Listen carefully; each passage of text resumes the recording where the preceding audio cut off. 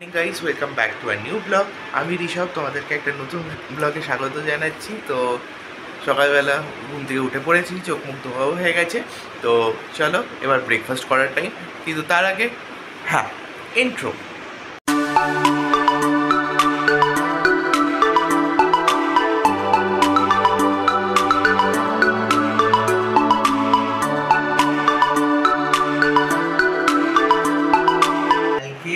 যেহেতু ISC pass করেছি, তো আইএসসি পাস করার জন্যে কালকে তনুশ্রী দিদি আমাকে একটা গিফট দিয়েছে, এটা ফার্স্ট টাইম।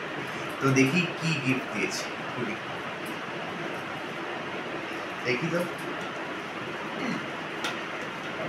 খুলেও না। ওয়াও,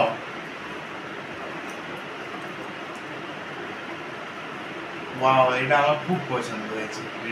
এখন পিসি কাজ টাজ করে দিয়ে চলে গেছে, আমাদের এর সব কাজ হয়ে গেছে সকালবেলা। আর তো চলো এবার আস্তে আস্তে করে উঠবো আর স্নানে যাবো।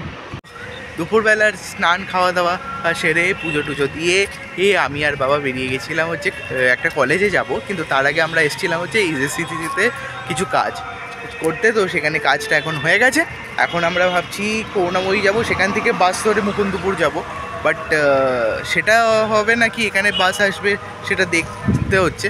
তো দেখি কি করা যায়। মুকুন্দপুরে কাজ ছেড়ে আমরা চলে এসেছি বাড়িতে, কিন্তু এখন মা আবার বেরোতে হয়েছে। আর মা এখন কাছে হচ্ছে ওই মায়েদের যোগা ব্যাচে হচ্ছে একটা আন্টি, সে চলে যাবে। তো তাকে সি অফ করার জন্য আজকে একটা ফেয়ারওয়েল পার্টি রাখা হয়েছে।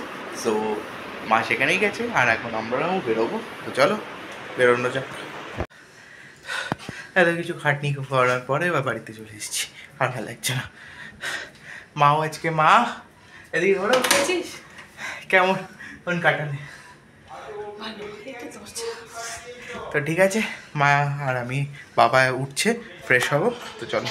রাত্রিবেলা ভাবছিলেন যে কি দিয়ে খাবো, কারণ আজকে নিরামিষ রান্না ছিল। তো নিরামিষ রান্নার জন্যে এই কী করবো, তো আমরা একটু ডাল সিদ্ধ বসিয়েছি। তো আমি ডাল সিদ্ধটা দেখছিলাম এখানে কন্টিনিউয়াসলি।